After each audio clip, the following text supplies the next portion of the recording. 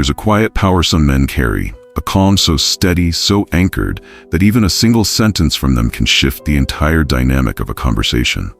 They don't beg, they don't chase, and they never perform. Their words aren't loud, but they linger. And the reason is simple. Their presence speaks first. Most men speak to be heard, but a Stoic man speaks to be felt. And when he does, something in the air changes. Not because he's trying to impress, but because his words are born from a place of stillness, not desperation. They don't come to take, they come to reveal. In today's world, noise is everywhere. Text messages, social media posts, empty flattery dressed up as charm. But beneath that chaos, there's a different path.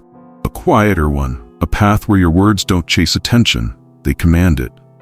And it's not magic, it's philosophy, ancient, timeless, and powerful. In this video, we'll explore 6 Stoic phrases that quietly control her mind. Not by force, not by manipulation, but by making her stop, reflect, and feel something deeper. These aren't pickup lines. These are signals of a man who doesn't need to be chosen because he has already chosen himself.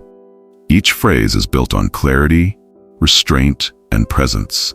And when spoken from the right place, not with arrogance, but with certainty, they don't just capture her attention. They shift how she sees you entirely. So this is not just about what to say, it's about who you are when you say it. Because the right words spoken from the wrong energy are powerless. But the right words delivered from a place of grounded strength, they echo long after the moment is gone. Stay with me.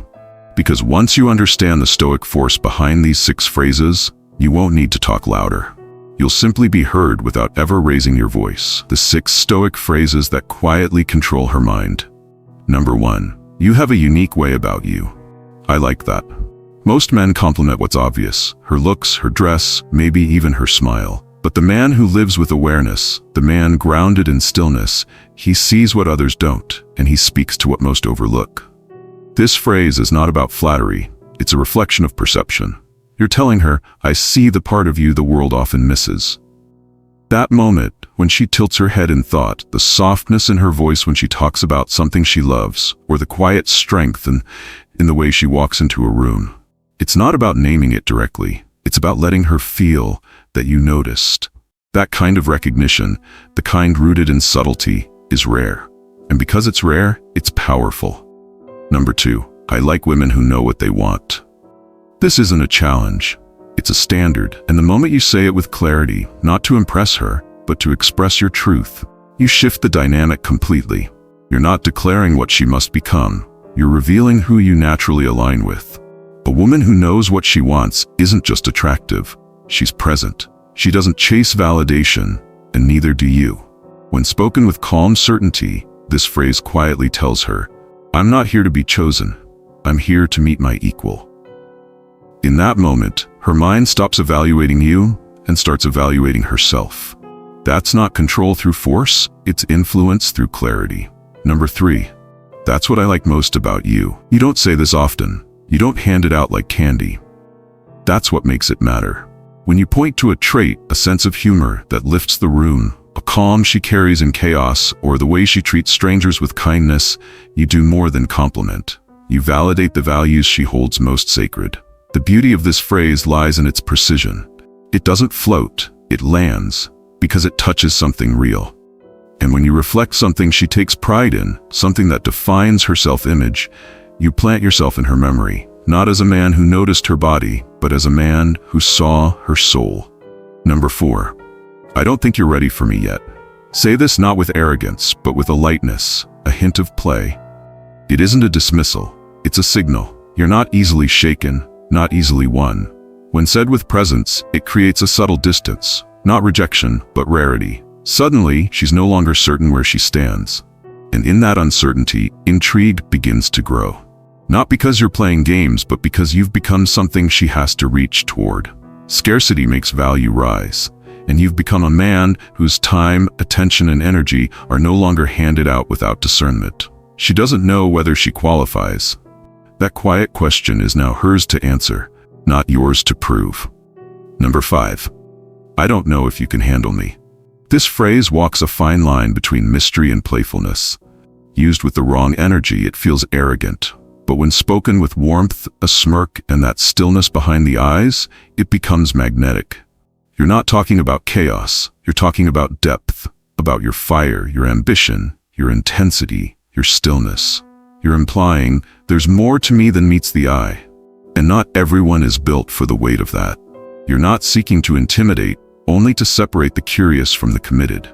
She might laugh, she might lean in. But either way, the balance has shifted. You are no longer seeking approval. You are observing if she is ready for the depth you bring. Number 6. I'm not that easy.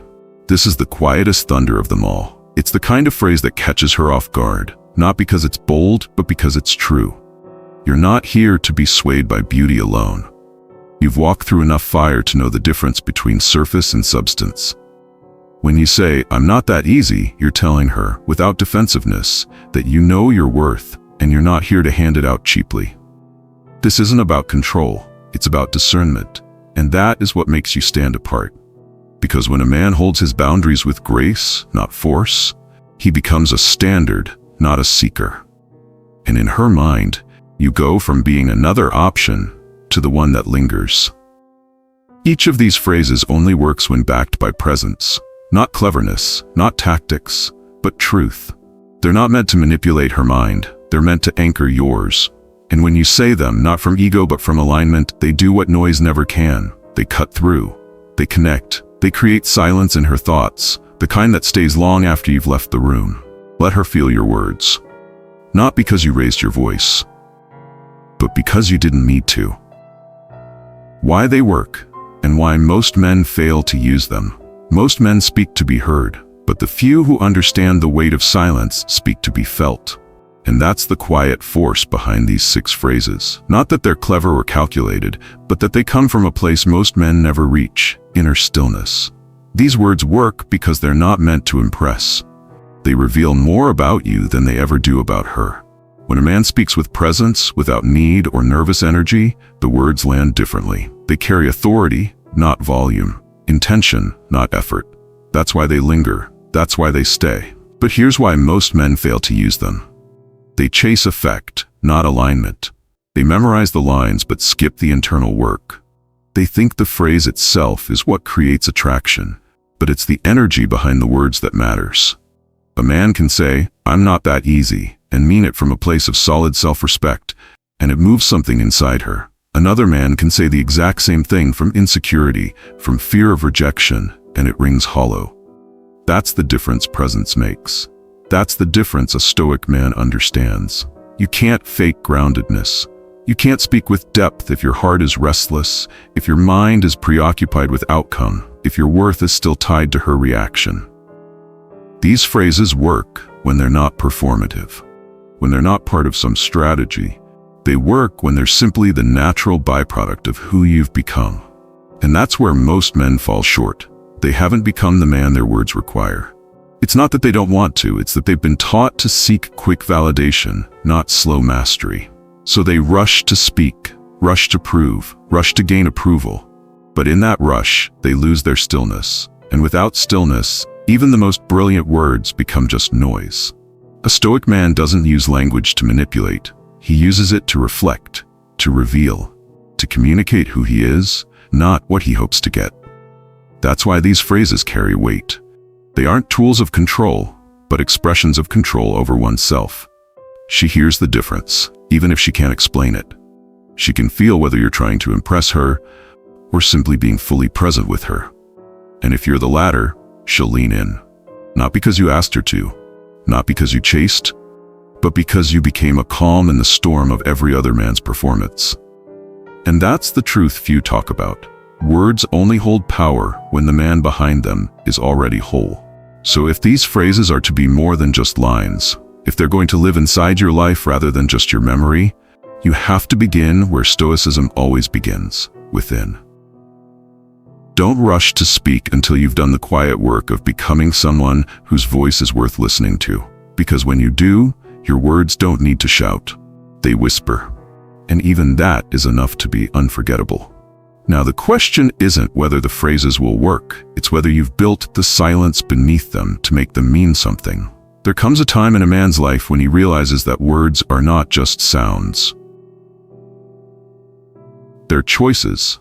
They either come from strength or from the fear of not being heard. And the older we get, the more we understand what you don't say often holds more power than anything you could say. That's what Stoicism teaches us. To step back before we speak. To weigh our words, not to impress, but to reflect who we truly are. When your presence is steady, your words don't need to be many. Just real, just honest, just enough. If you followed this far, you already feel the shift. You know the world doesn't need louder men. It needs grounded ones. Men who don't speak to fill silence, but to shape it. Who don't try to win a woman's attention, but instead carry themselves in a way that makes her want to understand them. Let that be your compass from here forward. Let your words be clean. Let your tone be calm. Let your silence say what your pride used to shout. Whether you use these phrases or choose your own, remember, they are not scripts, they're reflections. And if you do the inner work, if you slow down, breathe, and carry yourself with quiet clarity, your words will not just be heard, they'll be felt and remembered. So speak less, but when you do, let it matter. If this spoke to you, if it stirred something you haven't felt in a while, then this is your place. This is ultimate Stoicism. Subscribe to the channel, leave a comment below, tell me which phrase landed the hardest, or share a moment when your silence said more than your words ever could. Together, we're building something rare, a space where stillness becomes strength, and a man's voice isn't loud, but legendary. Stay steady, speak only when it means something, and keep walking the path. The right people will hear you. I'll see you in the next one.